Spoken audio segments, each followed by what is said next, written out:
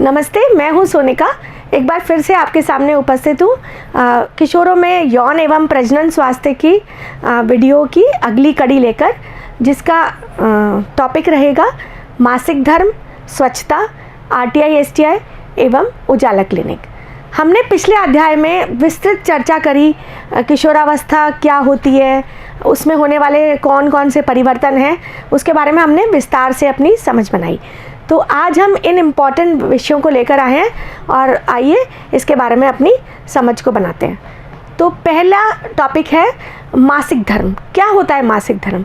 देखिए, स्त्रियों में हर माह गर्भाशय से कुछ नर्म ऊतक एवं रक्त का स्राव होता है ना। इसी को मासिक धर्म कहा जाता है या माहवारी भी कहते हैं। इसके अन्य नाम हैं पीरियड का आना या महीने का आना या लाल कपड़े आना, मेंसेस, मेंस्ट्रुएशन इत्यादि नामों से ये प्रचलित है ना।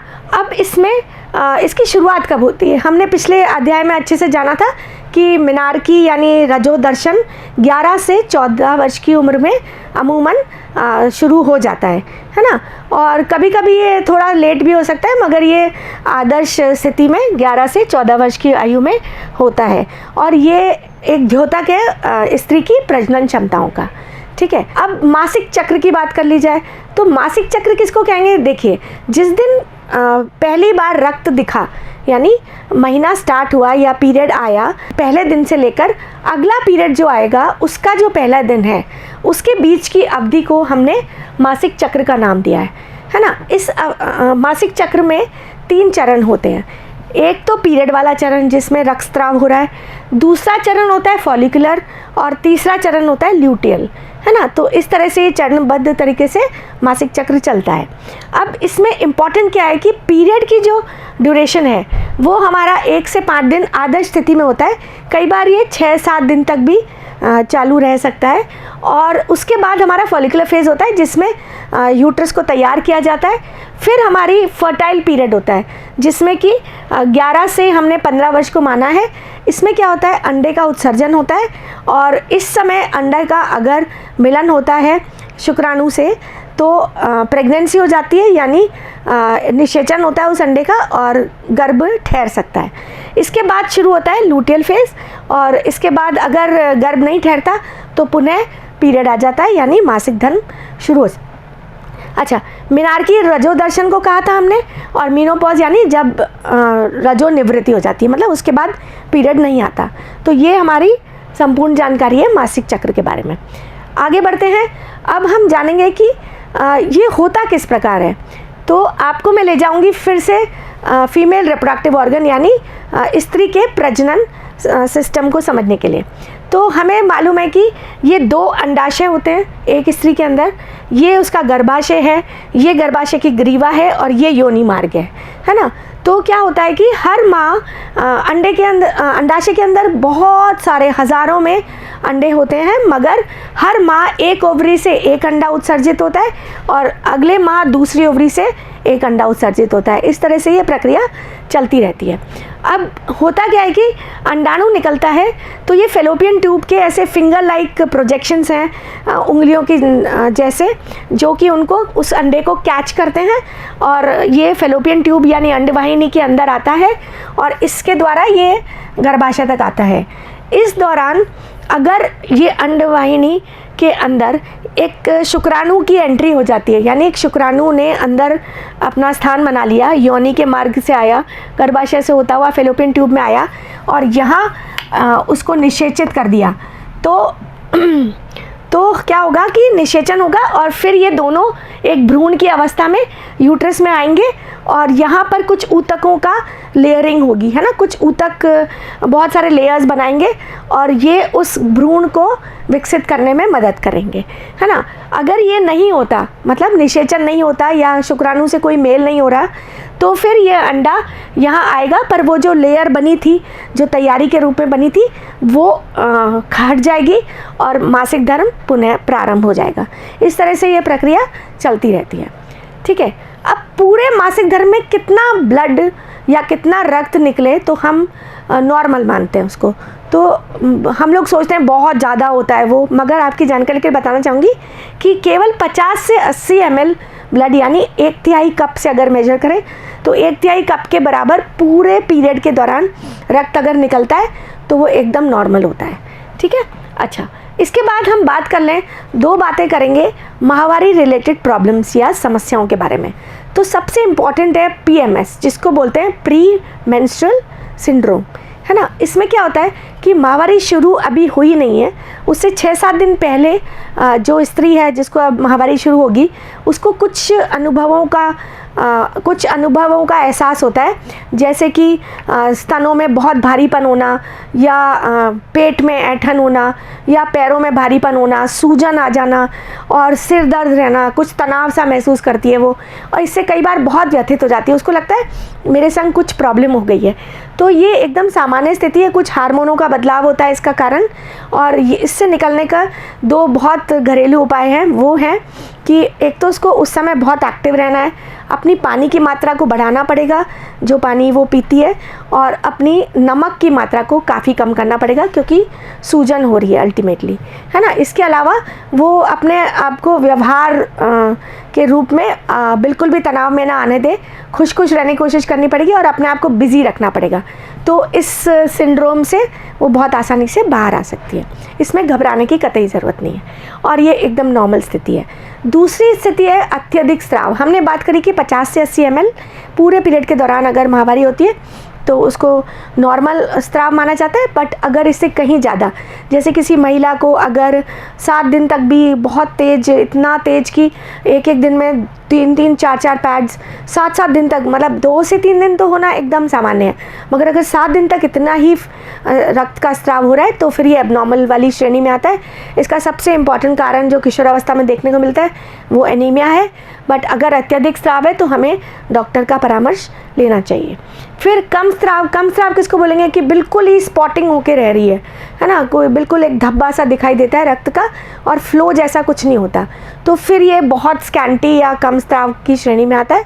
इसमें भी हमें चिकित्सीय परामर्श की आवश्यकता होगी। मगर अगर वैसे कम हो रहा है, 2-3 दिन हो रहा है, 1 पैड का इस्तेमाल है, तो वो एकदम नॉर्मल है, उसमें हमें घबराना नहीं है बल्कि खुश महसूस करना है, क्योंकि बहुत कम लोगों को ये नेमत होती है कि कम फ्लो से ही हमारा काम चल रहा है ना। अच्छा, फिर माहवारी का रुक जाना, ये केवल 3-4 स्थितियों में होता है कि एक बार जब माहवारी शुरू होती है 1 साल तक तो किशोरियों में एकदम नॉर्मल है कि भाई रुक के 2-2, 3-3 महीने के बाद माहवारी आ रही है, बट उसके बाद अगर 1 साल के उपरांत भी ऐसी समस्या बनी हुई है तो हमें एक बार चिकित्सीय परामर्श अवश्य लेना चाहिए, क्योंकि इसके बहुत सारे कारण हो सकते हैं। बट अगर 1 साल तक ये चल रहा है तो नॉर्मल भी हो सकता है। ठीक है, अब अपन कुछ मिथकों के बारे में बात कर लें। तो पहला मिथक है कि मासिक धर्म के समय लड़कियों को दौड़ने, नृत्य करने, व्यायाम आदि करने के लिए मनाही होती है ना। ये बिल्कुल सरासर गलत है, क्योंकि माहवारी एक नॉर्मल प्रक्रिया है, शरीर की सामान्य प्रक्रिया, और हर माह होने वाली है। अगर इस समय में हम लड़कियों को बंद कर देंगे, सारी गतिविधियां बंद कर देंगे, तो बिल्कुल भी ठीक बात नहीं है। जिस तरह से सामान्य रूप से एक लड़की अपने रोज़ की गतिविधियों का निर्वाह करती है, वैसे ही इस समय में भी करना है। और हाँ, माहवारी को कंटेन करने के लिए उसको एक सैनिटरी पैड, साफ़ कपड़ा होना चाहिए, और आराम से वो स्कूल भी जा सकती है, अपनी पढ़ाई में, खेलकूद में भी उत्कृष्टता हासिल कर सकती है। दूसरे मिथक के ऊपर बढ़ते हैं कि इस समय में रसोई घर में प्रवेश निषेध होता है। क्यों? क्योंकि इस समय ऐसा मानते हैं कि अपराध बोध होता है, जैसे कि कोई पाप कर्म करके आए हैं या हम बहुत अशुद्ध हो गए हैं। इसको मैं सरासर गलत ठहराती हूँ। इसके पीछे तर्क ये है मेरा कि देखिए, हमने जाना कि अगर ये माहवारी नहीं हो रही है तो यही खून जो माहवारी के रास्ते, माहवारी के रूप में योनि के रास्ते निकल रहा है, वही भ्रूण को भी पोषित करेगा। ठीक बात है ना। तो फिर ये हम क्या उस भ्रूण को गंदे खून से पाल रहे हैं? नहीं, बिल्कुल भी नहीं। तो ये अपवित्र होने का सवाल ही नहीं उठता, है ना। तो यही खून उसको विकसित करता है, और नहीं होता भ्रूण तो यही खून माहवारी के रूप में आता है। इसलिए किसी भी हालत में एक स्त्री या लड़की माहवारी के दौरान प्रदूषित नहीं है, अपवित्र नहीं है, किसी भी लिहाज से शुद्ध है वो। ठीक है। अच्छा, फिर इसके बाद हम बात करें तो कुछ लोगों को ये मिथक है, हमारी सोसाइटी में नाना प्रकार के मिथक हैं कि माहवारी के समय लड़कों को नहीं देखना चाहिए, नहीं तो गर्भ ठहर जाता है। तो ये भी सर्वथा अनुचित है। हम इसके बारे में बात कर चुके कि गर्भ किस तरह से ठहरता है। देखने से कतई कोई लड़की गर्भवती नहीं हो सकती है, ठीक है। फिर लड़कियों का मासिक धर्म जैसे ही शुरू हो जाता है वो माँ बनने के तैयार हो जाती है। ये बिल्कुल अनुचित है, क्योंकि पहले के ज़माने में ऐसा होता था कि मासिक धर्म शुरू होते ही लड़कियों को ब्याह दिया जाता था या उनकी शादी करवा दी जाती थी। मगर ये केवल एक प्रजनन क्षमता का सूचक है। अभी ना तो वो शारीरिक रूप से तैयार है माँ बनने के लिए और ना ही मानसिक रूप से। और वैसे भी हमारे को पता है कि हमारे देश में कानूनन जो उम्र इसके लिए वो कराई गई है वो है 18 साल, है ना। और वो तो विवाह की उम्र है। और 19 से 20 साल में हम मानते हैं कि प्रजनन क्षमता काफ़ी विकसित हो जाती है, तो वो एक सही एज है जबकि वो गर्भ धारण कर सकती है।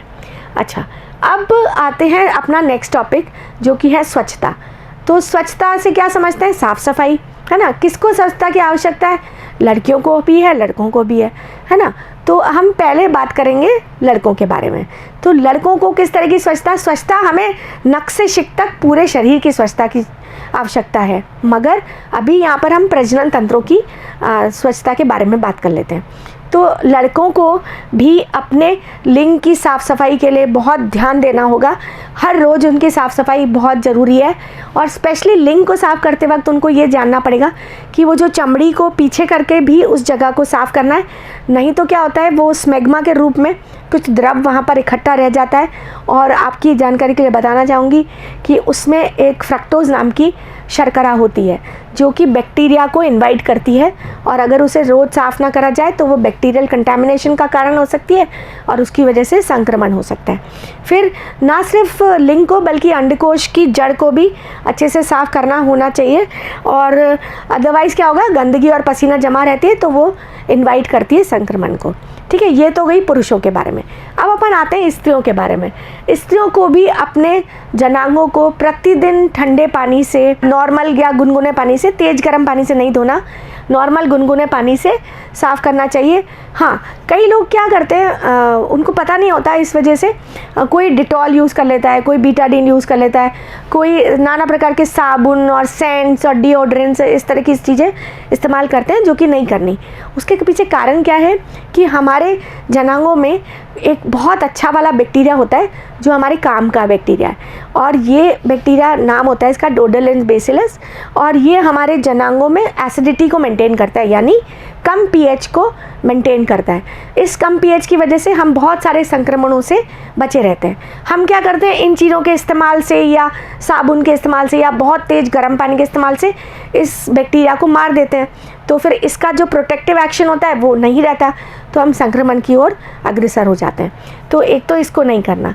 और एक बात, हम लोग को लगता है योनि में से थोड़ी सी स्मेल आ रही है तो हम उसको अनुचित मानते हैं। तो वो भी आपकी जानकारी के लिए बताऊंगी कि वो एकदम सामान्य बात है और वो एब्सोल्युटली नॉर्मल चीज़ है। उसके लिए हमें बिल्कुल भी परेशान नहीं होना है। अब दो बातें करना चाहूँगी माहवारी में स्वच्छता की। तो माहवारी में स्वच्छता के लिए आपको बताऊं कि हमें क्या इस्तेमाल करना है पीरियड को कंटेन करने के लिए, यानी जो रक्त का स्राव है उसको समेटने के लिए हमें क्या इस्तेमाल करना है।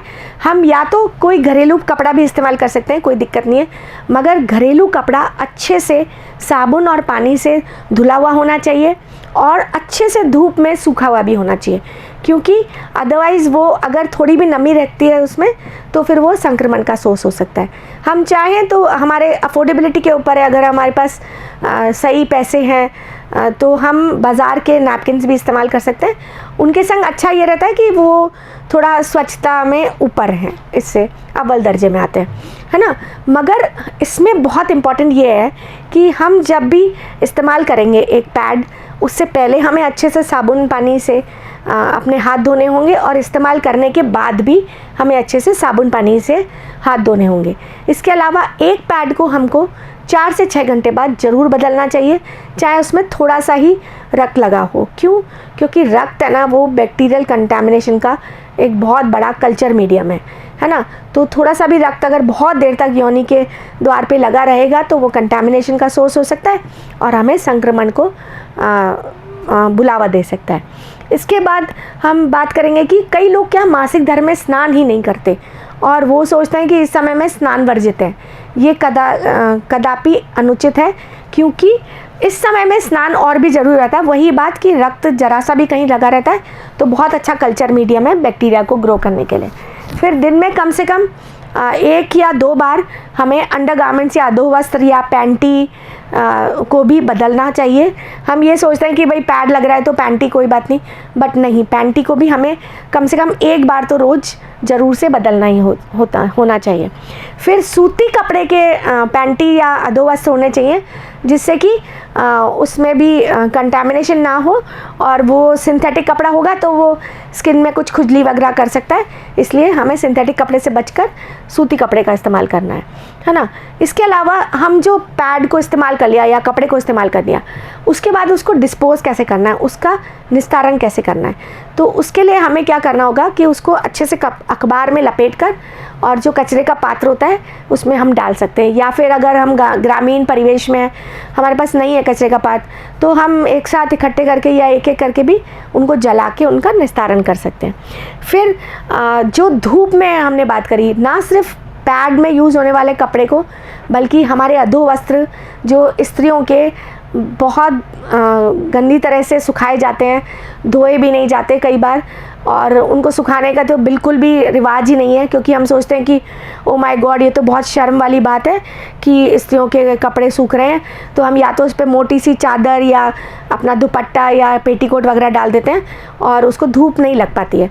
तो हम ये बताना चाहते हैं कि धूप में या सन की रेज़ में, जो सूरज की किरणों में अल्ट्रावायलेट रेज़ है, वो बैक्टीरिया को किल करने का काम करती है, तो वो बहुत अच्छी हैं और उनको डायरेक्ट कांटेक्ट में कपड़ों के आने दीजिए, तब उनका भरपूर लाभ हम ले सकते हैं। इसके साथ ही लास्ट स्लाइड में जो बात है वो है कि जब हम सैनिटरी पैड्स के रूप में कुछ भी जो इस्तेमाल कर रहे हैं उसको स्टोर करते हैं, तो हमें अच्छे से साफ़ जगह पर स्टोर करना है, कोई गंदा सा जाला युक्त एरिया या कुछ ऐसा इस्तेमाल नहीं करना है। ठीक है, तो आपको अच्छे से समझ में आया होगा कि हमने क्या क्या बातें करी मासिक धर्म की स्वच्छता को लेकर। आगे बढ़ते हैं। हमारा तीसरा टॉपिक है आरटीआई और एसटीआई। तो आरटीआई से क्या समझ में आता है?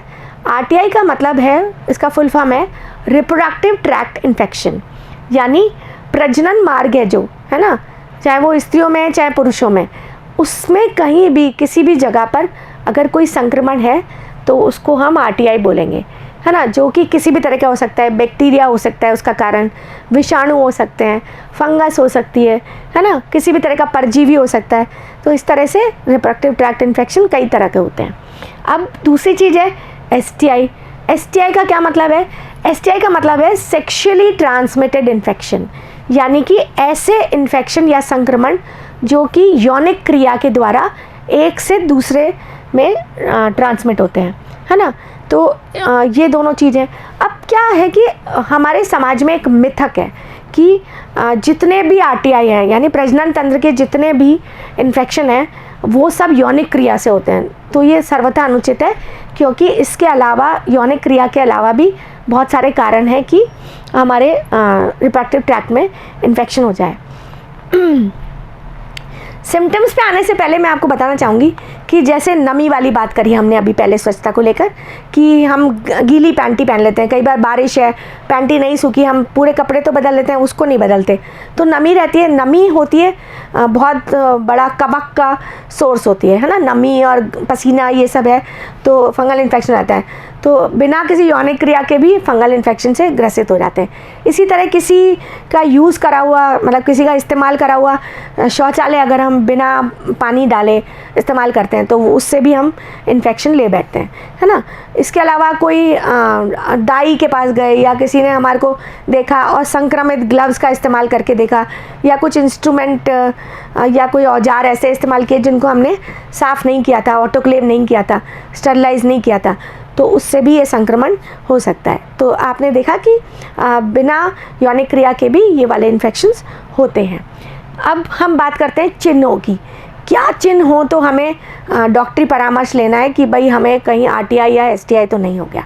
तो पहले हम बात करेंगे पुरुषों में होने वाले चिन्ह, जो कि हैं बुखार, मुंह का छिलना, है ना। ये अपने आप में अकेला सिम्टम है तो ऐसा नहीं आरटीआई एसटीआई है, मगर ये भी इनमें से एक चिन्ह है कि भाई ये भी अगर साथ में है और साथ में और दूसरे चिन्ह हैं तो हमें डॉक्टरी परामर्श की आवश्यकता है।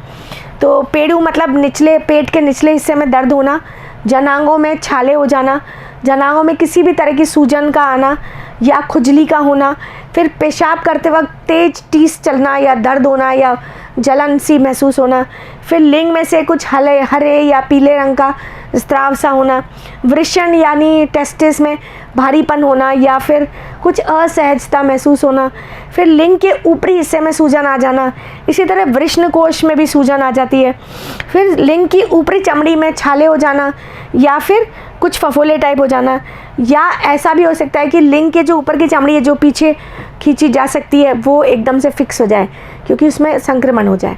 तो ये सारे चिन्ह हैं, इनमें से कुछ भी अगर लगता है तो हमें तुरंत चिकित्सीय परामर्श लेकर उसका निवारण करना चाहिए। अब बढ़ते हैं स्त्रियों में होने वाले चिन्ह के लिए। तो नीचे से देखते हैं, एक बहुत इंपॉर्टेंट है कि अनियमित रक्तस्राव कि बार बार 15-15 दिन में माहवारी का आ जाना। अमूमन क्या होता है कि जो मासिक धर्म होता है वो 28 दिन की आदर्श स्थिति में साइकिल होती है, चक्र होता है, वो हमारा 28 दिन का चक्र होता है ना। तो अगर ऐसा हो रहा है कि नॉर्मली ऐसा चलता है कि किसी किसी स्त्री को 21 दिन में आएगा, किसी को 35 दिन में ही आएगा, वो भी अगर हर समय चल रहा है, हर मासिक धर्म इसी रहा है तो कोई घबराने की बात नहीं। बट अचानक से मासिक धर्म की अवधि में बहुत ज़्यादा बदलाव है, हर 15 दिन में माहवारी आ रही है, कई कई दिन तक रह रही है और या फिर आ ही नहीं रही है, तो ये एक कारण हो सकता है कि उसको कुछ आरटीआई हो गया। तो इसमें भी हमें सचेत रहने की आवश्यकता है। योनि में से कुछ बदबूदार सफ़ेद या पीले रंग का स्राव होना, पेशाब करते वक्त जलन होना, योनि या वल्वा में खुजली का हो जाना, यूट्रस की गर्दन पर से कुछ ऐसे स्राव होना जो बहुत भयंकर रूप से आता है बाहर, और जनांगों में छाले महसूस होना और पेड़ू में दर्द होना, इसके अलावा बुखार और मुंह में छालों का आ जाना। ये सब चिन्ह हैं जिसमें हमें तुरंत प्रभाव से संज्ञान लेकर किसी चिकित्सक का परामर्श लेना चाहिए। अब इसका इलाज नहीं करा, अगर हमने नहीं करा इलाज तो क्या हो जाएगा? बहुत सारे कॉम्प्लिकेशन हो सकते हैं, जैसे कि बांझपन हो सकता है, स्त्री को भी पुरुष को भी, और महिलाओं में गर्भावस्था हो भी गई और प्रसव हुआ तो प्रसव के बाद भी कई तरह की समस्याएं हो सकती हैं। फिर पीआईडी यानी पेल्विक इन्फ्लेमेटरी डिजीज़, जो कि अगर क्रॉनिक इन्फेक्शन रहता है, बार बार संक्रमण हो रहा है जिसको हम संज्ञान नहीं ले रहे और उसको पाले जा रहे हैं, उनका पोषण कर रहे हैं, तो ये अल्टीमेटली पेल्विक इन्फ्लेमेटरी डिजीज़ में बदल सकता है ना। इसमें क्या होता है, यूट्रस में पूरा इन्फेक्शन होता है, वो ट्यूब तक जाता है, फेलोपियन ट्यूब तक, तो अल्टीमेटली ट्यूब ब्लॉक हो जाती है, उससे बांझपन भी हो सकता है। फिर एक्टोपिक गर्भावस्था, कई बार क्या होता है ट्यूब में अंदर थोड़ा ब्लॉकेज है तो वो भ्रूण का मतलब भ्रूण बना निषेचन के द्वारा, तो वो वहीं की वहीं डेवलप होने लग गया, यूट्रस तक आने का उसका रास्ता बंद हो गया। तो ये एक तरह की प्रॉब्लम आती है जिससे कि एक्टोपिक प्रेगनेंसी हो जाती है, यानी यूट्रस के अलावा कहीं भी प्रेगनेंसी का होना। फिर सिफिलिस का इलाज नहीं होने पर आँखों, एक्चुअली सिफिलिस ना 3 तरह की होती है, प्राइमरी, सेकेंडरी और टर्शरी। प्राइमरी तो वही जनांगों के पास वाली, सेकेंडरी कहीं भी हो सकती है, और टर्शरी में इवन हमारा मस्तिष्क से लेकर नर्वस सिस्टम तक भी इन्वॉल्व हो सकता है। फिर HIV का खतरा, इसको हम अलग से लेंगे, ये भी बहुत इम्पॉर्टेंट है ना। HIV हम सब जानते हैं कि लाइलाज बीमारी है और इससे हमें सावचेत रहना, ठीक है। अच्छा, अब ये लास्ट में हम एक बार रिवाइज करते हैं कि कुछ तरीके जिनसे किशोरों को STI RTI से बचाव करना और संभालना सिखाया जा सकता है। पहला है कि एक तो व्यक्तिगत स्वच्छता की हमने खूब अच्छे से बात करी, अपने आप को स्वच्छ रखना है, हर अंग को स्वच्छ रखना है। लड़कियों को भली भांति ठीक ठाक रूप से मासिक धर्म को की स्वच्छता को अपनाना होगा। उन्हें अपने अंडरगारमेंट्स या अधोवस्त्र रोज़ साबुन पानी से धोकर धूप में सुखाने होंगे, है ना। और अव्वल तो किशोरावस्था में गर्भधारण होना ही नहीं है ना, पर बाय चांस हो गया है तो फिर उसके लिए हमें एक अच्छे से स्वास्थ्य सेवा प्रदाता के पास जाकर सलाह लेनी चाहिए, और ना हो उसके लिए गर्भनिरोधक साधनों का इस्तेमाल करना चाहिए, और यौन संबंध बनाने के सुरक्षित तरीकों के बारे में जानकारी हासिल करनी चाहिए। और जल्दी शादी से बचना है क्योंकि शरीर अभी पूरी तरह से तैयार नहीं है ना। फिर RTI STI के लक्षण या चिन्ह दिखाई देने पर तुरंत प्रभाव से संज्ञान लेकर किसी चिकित्सक से परामर्श लेना है। फिर हस्तमैथुन सहित सुरक्षित यौन व्यवहार के बारे में जानकारी बढ़ानी होगी कि ये एकदम नॉर्मल होता है और करा जा सकता है। इससे हम अगर हस्तमैथुन को अपनाते हैं तो हम जो स्वप्न दोष, जिसको एक दोष के रूप में देखा जाता है, उससे बचे रहेंगे। मतलब जागृत अवस्था में अगर हस्तमैथुन के द्वारा स्खलन करा लिया जाए तो सीधी सी बात है कि निंद्रा में नहीं होगा, तो हम इससे बच जाएंगे। फिर यौन उत्पीड़न के बारे में किसी भरोसेमंद वयस्क को बताने से के लिए प्रोत्साहित करना चाहिए, और जिससे कि हमें समय पर मदद मिल पाए। ठीक है, यहाँ तक मुझे लगता है आपको सब कुछ समझ आया होगा।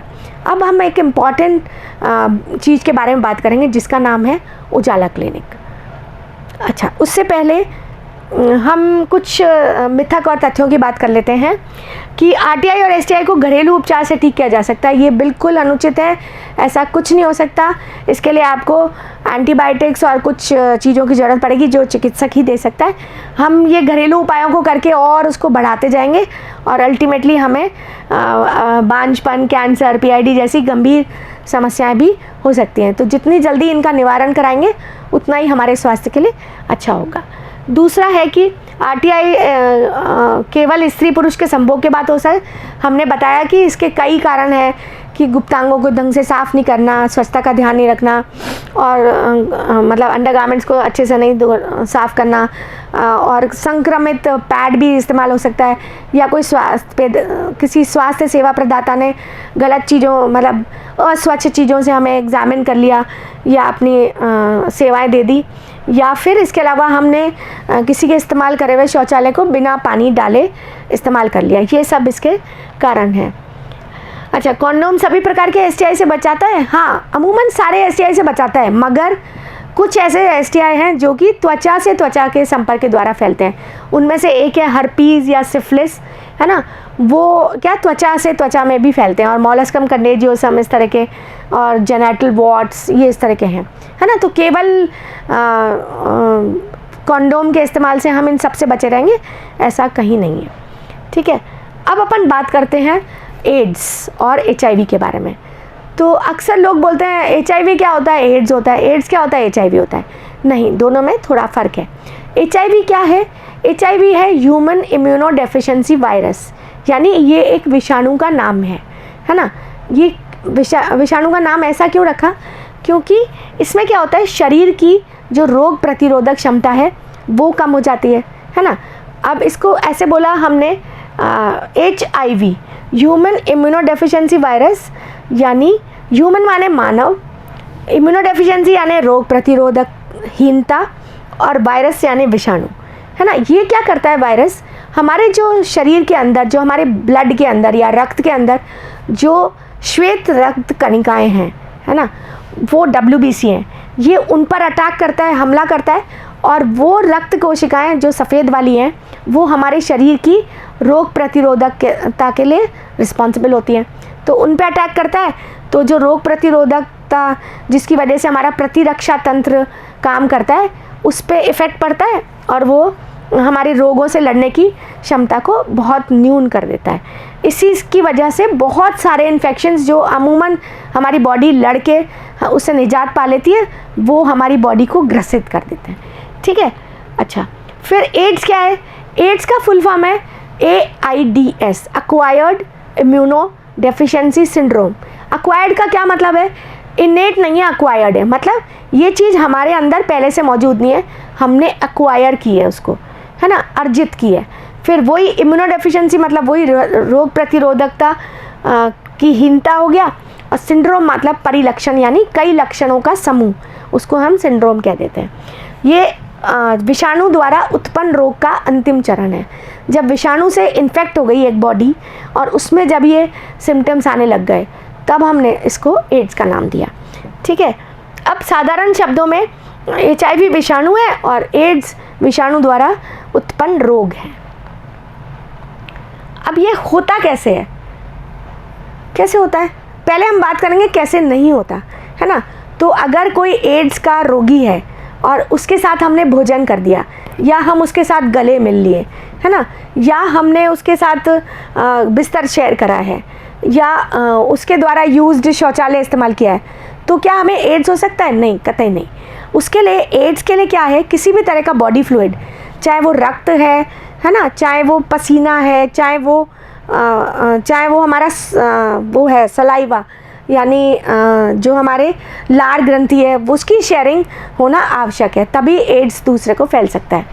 तो यदि एड्स वाले व्यक्ति को, और एक और बात, जिस तरह से बीपी, शुगर इत्यादि आजकल बीमारियां हैं जिनको हम दवाई खा के सारी ज़िंदगी उससे ठीक ठाक चल सकते हैं, बैलेंस में चल सकते हैं, उसी तरह से एड्स को आजकल घातक बीमारी नहीं मानते, लाइलाज ज़रूर है। जिस तरह से शुगर और बीपी की बीमारी है, उस तरह लाइलाज ज़रूर है, मगर आजकल इसको क्रोनिक मैनेजेबल डिजीज़ का नाम दे दिया। मतलब दवाई खाएंगे तो हम तंदुरुस्त रह सकते हैं, है ना। और एक स्वस्थ जीवन शैली को अपनाना अति आवश्यक है, नहीं तो हम कईयों को एड्स की बीमारी दे बैठेंगे। तो इस तरह से हम अगर अच्छे से अच्छी लाइफस्टाइल को फॉलो करें, स्वस्थ जीवन शैली को फॉलो करें, तो कई वर्ष तक हम स्वस्थ रह सकते हैं। और राजकीय चिकित्सालयों में HIV का उपचार एकदम निःशुल्क उपलब्ध है। ये भी बहुत अच्छी बात है, वरना पहले जब नहीं था ये तो एड्स की दवाइयाँ बहुत बहुत महंगी पड़ती थी, जिसको हर किसी के लिए उपभोग करना पॉसिबल नहीं था। अच्छा, फिर इसके लिए HIV एड्स निवारण और नियंत्रक अधिनियम HIV पॉजिटिव व्यक्तियों के विरुद्ध होने वाले भेदभाव को प्रतिबंधित करता है। मगर जैसे हम किसी HIV वाले के संग ऐसे घृणा नहीं कर सकते कि ओ तुम्हें तो HIV है, हमें तुम्हारे साथ नहीं बैठना, हम तुम्हारे साथ नहीं खाना खाएंगे, इस तरह से। तो अगर आप किसी के संग ऐसा भेदभाव करते हैं तो ये अधिनियम के अंदर एक कानूनन जुर्म है। अच्छा, अब इसके माध्यम क्या हैं स्प्रेड होने के, संक्रमण को स्प्रेड होने के, कि किसी HIV से पीड़ित व्यक्ति के साथ अगर असुरक्षित यौन संबंध बनाए जाएं तो एड्स होगा, बिल्कुल होगा, ये सब जानकारी रखते हैं। इसके अलावा अगर किसी संक्रमित व्यक्ति के द्वारा कोई ब्लड का डोनेशन करा गया और वो संक्रमित ब्लड हमने चढ़ा लिया, है ना, या किसी और के चढ़ा दिया, और ब्लड के अलावा प्लेटलेट, कई तरह के ब्लड उत्पाद हैं, रक्त उत्पाद हैं, उनको किसी को भी चढ़ाया तो उससे भी एड्स होने की पूरे चांसेस हैं। इसके अलावा संक्रमित सुई, जैसे आजकल तो सब वैसी वाली सुइयों का इस्तेमाल करते हैं जो डिस्पोजेबल होती है, एक बार यूज़ करने के बाद कोई इस्तेमाल नहीं करता, मगर अभी भी कभी कभी ऐसा हो जाता है कि किसी कारणवश एक के द्वारा यूज़ करी गई सुई किसी को दूसरे को लगा दी गई, या तो वो, और एक बहुत इम्पॉर्टेंट संक्रमित सुइयों का वो है कि हमने देखा है कि जो ड्रग्स लेते हैं, है ना, वो लोग IV ड्रग को लेते हैं और समूह में लेते हैं। तो एक ने IV इंजेक्शन पुश किया और दूसरे ने भी उसको, जो कुछ पार्ट उसने लिया, कुछ पार्ट उसने लिया, तो एक दूसरे के संक्रमण से वो सुई संक्रमित हो जाती है और फिर दूसरा इसका इस्तेमाल करता है, तो वो भी एड्स के होने के कगार पे होता है ना। इसके अलावा टूथब्रश का इस्तेमाल, क्योंकि उसमें सलाइवा और खून लगा होता है, वो आप किसी का इस्तेमाल करेंगे तो आपको एड्स हो सकती है ना। और इसके अलावा कोई अन्य तेज़धार, एक और चीज़ बहुत इम्पॉर्टेंट, अभी के युवक और स्पेशली हमारे किशोर उसकी तरफ बहुत बढ़े जा रहे हैं, उस प्रचलन के की तरफ, कि एक टैटू का बड़ा अजीब सा वो निकला है फैशन, कि हर कोई टैटू बनवाना चाहता है। तो हमें ये पता होना चाहिए कि टैटू में जो इस्तेमाल होती हैं सुइयाँ, उनको कोई स्टरलाइज नहीं करता। तो अगर किसी टैटू बनवाने वाले को एड्स है तो वो आपको भी संक्रमण दे सकता है, इसके लिए हमें सजग होना होगा। ठीक है, ये आपको सब कुछ समझ में आया होगा। फिर सबसे इम्पॉर्टेंट जिसको मैंने अगले पृष्ठ पे लिया है वो है वर्टिकल ट्रांसमिशन, यानी अगर एक माँ HIV पॉजिटिव है तो उसके बच्चे को भी HIV पॉजिटिव होने की संभावना काफ़ी हद तक बढ़ जाती है। ठीक है, अब आते हैं अपन अपने नेक्स्ट टॉपिक पर, जो कि है उजाला क्लिनिक। क्या है उजाला क्लिनिक? उजाला क्लिनिक एक तरह का क्लिनिक है जहाँ पर हम किशोर के मैत्री स्वास्थ्य केंद्र बोलते हैं इसको, कि मतलब जहाँ पर मैत्रीपूर्ण तरीके से किशोर आकर अपनी बातों, किसी भी तरह की बात हो सकती है, वो अपनी समस्याएं हो सकती हैं, अपनी जिज्ञासाएं होती हैं, उन सब के बारे में बात कर सकता है और यहाँ पर बिना किसी भेदभाव के एकदम सुरक्षित वातावरण में कॉन्फिडेंशियलिटी का ध्यान रखते हुए उसकी सारी चीज़ों को हल किया जाता है। इसमें हमें 6 थीम्स के बारे में बात करनी होती है। सबसे पहले है कि उसको अपने ग्रोथ को लेकर कोई प्रॉब्लम है क्या, दूसरा यही अपने यौन प्रजनन स्वास्थ्य को लेकर कोई दिक्कत है, कोई सवाल है उसके मन में या कोई समस्या आ रही है, इसके बारे में बात कर सकते हैं। फिर पोषण रिलेटेड कोई भी उसकी क्वेरी है, कुछ भी वो जानना चाहता है, उसके बारे में बात की जा सकती है। इसके अलावा हिंसा से किसी का सामना हुआ है तो उसके बारे में बहुत अच्छे से जानकारी दे सकते हैं। इसके अलावा 2 बातें और, एक तो NCD यानी ऐसे रोग जो कि असंक्रामक हैं, एक दूसरे से फैलते नहीं पर लाइफस्टाइल की वजह से होते हैं, जैसे कि BP, शुगर, हार्ट की कोई तकलीफ़ या स्ट्रोक यानी लकवा आ जाना, इस तरह की चीज़ें। और फिर मादक पदार्थों का सेवन, है ना, ये सब चीज़ें। और इसके अलावा मानसिक स्वास्थ्य, इन सब के बारे में विस्तृत रूप से बहुत अच्छे से काउंसलिंग करी जाती है और हमारे एडोलेसेंट अपनी इस तरह की सेवाएं ले सकते हैं, है ना। और ये कुछ अभी तो हाई प्रायोरिटी डिस्ट्रिक्ट्स में चल रहा है, राजस्थान को देखा जाए तो, अदरवाइज़ पूरी इंडिया के स्तर पर काफ़ी अच्छे से उजाला क्लिनिक्स काम कर रहे हैं। और यहाँ पर क्या होता है कि जितने भी गवर्नमेंट के CHC, PHC, डिस्ट्रिक्ट हॉस्पिटल, वहाँ पर एक उजाला क्लिनिक करके एक अलग कमरा बना रखा है, जिससे कि भाई कॉन्फिडेंशियलिटी भी रहे और झिझक महसूस ना हो हमारे किशोरों को। और सबसे बड़ी बात, अगर हम यहाँ पर अपनी सेवा प्रदाताओं के द्वारा ये सेवाएं दे रहे हैं तो क्या होगा, हमारे बच्चे नीम हकीमों के जाल में फंसने से बहुधा बच जाएंगे, है ना। और इसके लिए हमें उनको प्रोत्साहित करना है, जागरूकता लानी है उनके अंदर कि भाई प्रशिक्षित सेवा प्रदाताओं की सेवाएं लें, ना कि किसी नीम हकीम के पास जाएं। अब अपन बात करेंगे लास्ट में इस टॉपिक में कि किशोर यौन स्वास्थ्य कैसे बनाए रखें। तो सबसे पहला है कि अपने आप को मूल्यवान समझिए। आपका शरीर जो आपके लिए है ना, वो कोई नहीं हो सकता। तो अपने शरीर का मूल्य समझिए और उसका संपूर्ण ध्यान रखिए। कुछ भी अनर्गल चीज़ें में ना पड़िए, क्योंकि आपका स्वास्थ्य सबसे इम्पॉर्टेंट है। फिर जो भी सहज नहीं लग रहा, उस चीज़ के लिए मना करना सीखें। लर्न टू से नो, है ना। फिर अगर कोई आपको यौन क्रिया के लिए उकसाता है तो उसको बहुत धीमे स्वर में मना कर दीजिए और बिना किसी द्वेष के